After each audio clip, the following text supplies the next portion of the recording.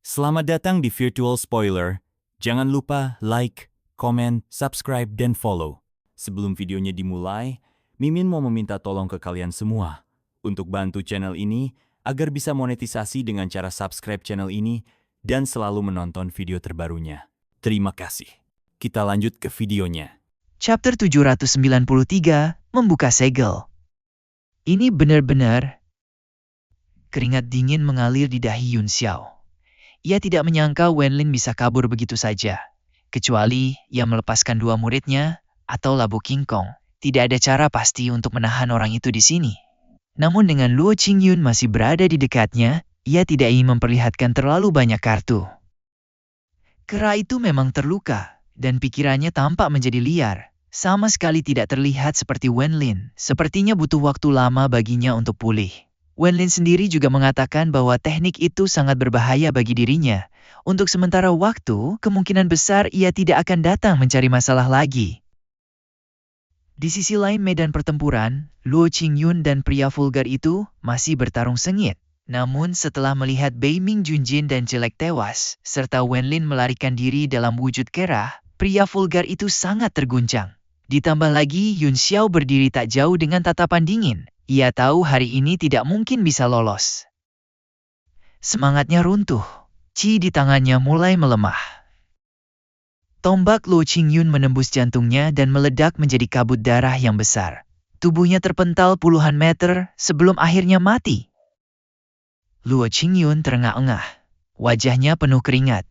Ia masih sulit percaya bahwa dirinya telah mengalahkan seorang martial sovereign.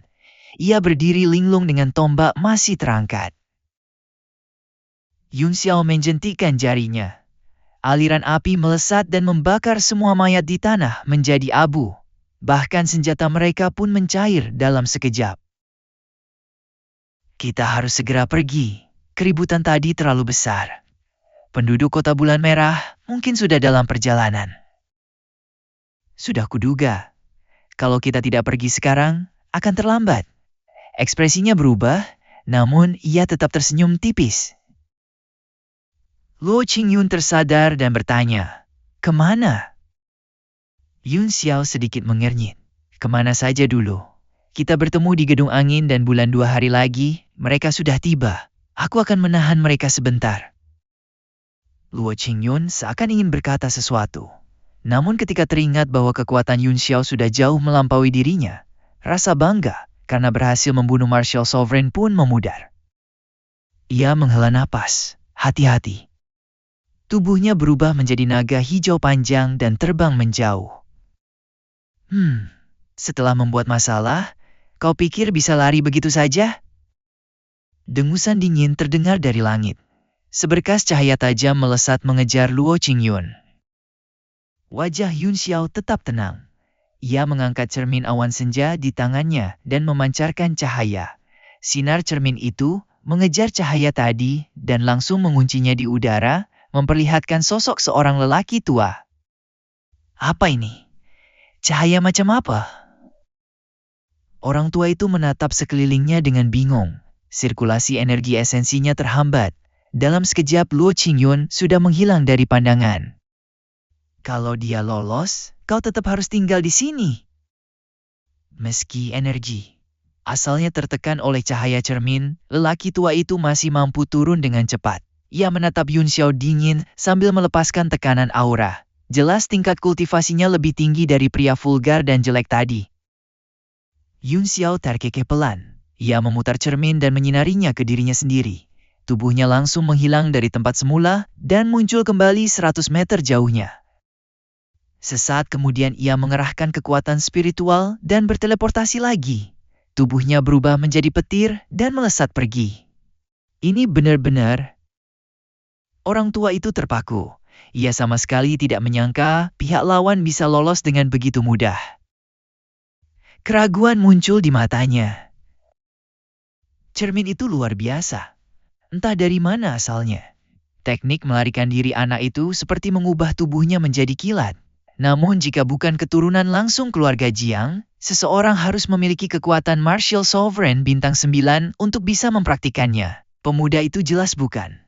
Mungkin hanya teknik yang mirip dengan perubahan menjadi kilat. Tak lama kemudian, beberapa sinar cahaya turun satu persatu dan mengelilinginya.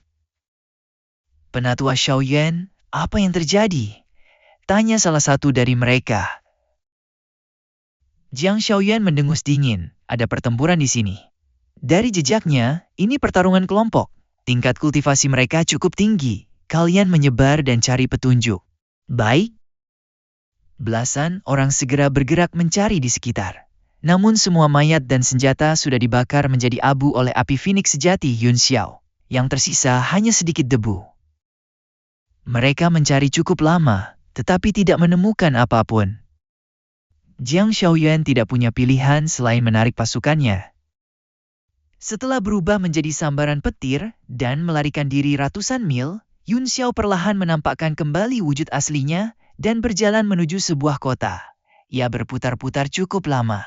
Setelah memastikan tidak ada yang mengikutinya, ia kembali menentukan arah, membeli kereta baru yang menuju ke selatan, lalu berangkat menuju wilayah organisasi S.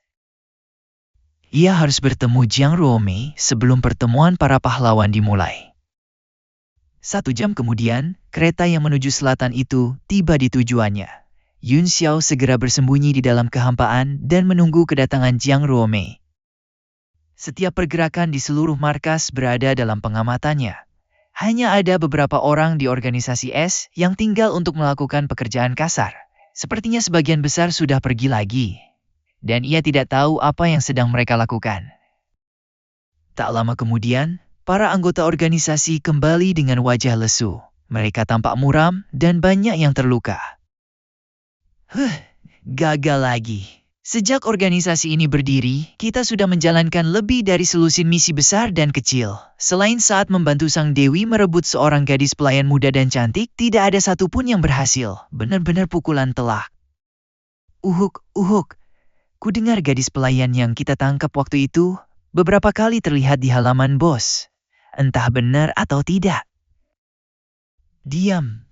Jangan bicara sembarangan kalau masih ingin hidup. Terakhir kali ada yang mempertanyakan otoritas bos dan kakak Snowball. Keesokan harinya, mayatnya ditemukan di lubang kotoran di halaman. Pria itu langsung menyeka keringatnya. Menakutkan sekali. Kalau bukan karena aku terobsesi ingin melihat Sang Dewi, mungkin aku sudah lama keluar dari organisasi ini. Mudah masuk, tapi sulit keluar. Terakhir kali, ada yang ingin mundur. Besoknya, salah satu kakinya ditemukan di rumput. Sisa tubuhnya hilang. Sejak itu, tidak ada yang pernah melihatnya lagi. Aku baru saja menyelesaikan misi dan sudah tidak punya tenaga. Aku juga terluka. Bisa tidak berhenti menceritakan hal-hal seperti itu? Saat mereka masih berbicara, sebuah kapal perang Tiger King tiba-tiba mendarat. Bayangan besar turun dari kapal itu. Semua orang tertegun sejenak. Lalu seseorang berteriak terkejut. Itu saudari Xiao Shui. Cepat, beritahu kakak Xinghua. Setelah Snowball mendarat, tubuhnya yang gemuk hampir memenuhi setengah halaman. Ia segera berjalan cepat masuk ke dalam. Yan Xinghua keluar dengan wajah terkejut.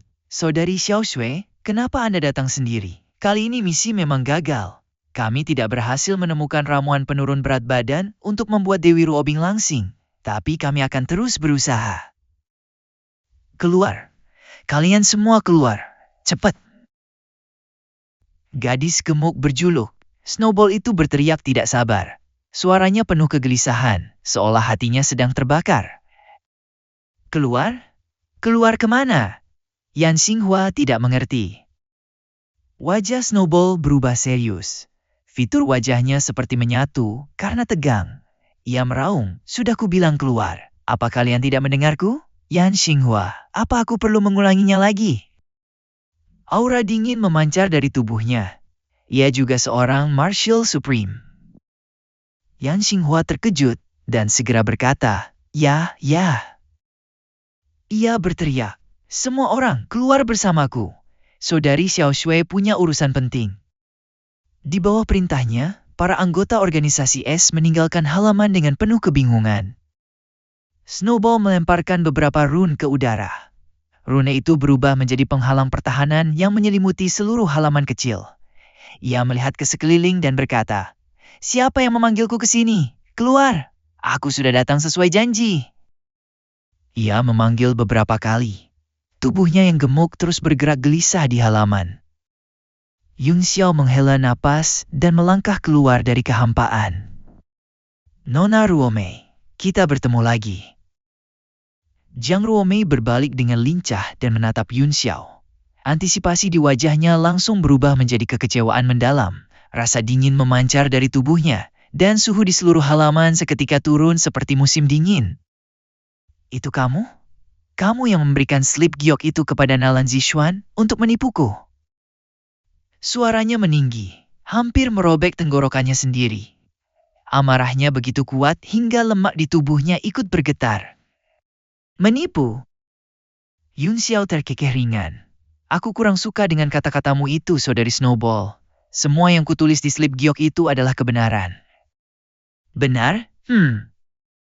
Jiang Ruomei mengertakkan gigi. Kau bilang kau tahu kemampuan pupil Gu Feiyang. Kenapa tidak langsung kau tunjukkan padaku? Kalaupun itu asli, apa gunanya tanpa kultivasi tingkat 7 atau 8? Itulah alasan ia begitu kecewa, bahkan marah saat melihat Yun Xiao. Sekalipun pemuda ini benar-benar memiliki teknik pupil, mustahil baginya memiliki kultivasi tingkat 7 atau 8 dalam seni alkimia di usia semuda itu. Yun Xiao hanya tersenyum tipis. Tanpa berkata apa-apa, tubuhnya berkelebat beberapa kali di depan Jiang Ruomei. Ia berteleportasi dengan santai, berpindah tempat dalam sekejap. Teleportasi? Itu kemampuan yang hanya bisa dilakukan alkemis tingkat 8. Jiang Ruomei tertegun, lalu wajahnya berubah penuh kegembiraan. Bagaimana dengan teknik mata? Mata Yun Xiao perlahan menjadi kabur. Detik berikutnya, keduanya berubah menjadi sepasang bulan darah yang tampak jahat dan misterius. Tubuh Jiang Ruomei bergetar. Kesadaran spiritualnya runtuh dalam sekejap. Wajahnya menjadi kosong, seolah seluruh jiwanya telah ditarik masuk. Tak diketahui berapa lama berlalu sebelum ia perlahan sadar kembali. Saat kesadarannya pulih, hatinya dipenuhi kegembiraan yang tak terlukiskan. Tubuh gemuknya langsung berlutut dan berusaha bersujud berkali-kali. Namun karena tubuhnya terlalu besar, dahinya tidak benar-benar menyentuh tanah. Ia menangis terseduh. Tuanku, tuanku, kau harus membantuku. Aku mohon, kau adalah orang tua keduaku. Wajah Yun Xiao menggelap. Ia buru-buru berkata, bangun dan bicara. Tadi aku sudah memeriksa kondisimu. Sekarang aku kurang lebih mengerti apa yang terjadi. Aku sudah membantu menghilangkan setengah dari pengaruh yang ditinggalkan rahim ibumu. Coba edarkan energi unsurmu dan rasakan sendiri. Tubuh Jiang Ruomei gemetar. Ia bahkan tidak sanggup berdiri. Masih berlutut di tanah, ia segera mengedarkan chi vitalnya untuk memeriksa kondisi tubuhnya. Ekspresinya perlahan berubah. Dari terkejut, menjadi tak percaya. Lalu berubah menjadi ekstasi. Air mata kebahagiaan mengalir deras di wajahnya. Terima kasih sudah mendengarkan Virtual Spoiler. Sampai jumpa di pembahasan berikutnya.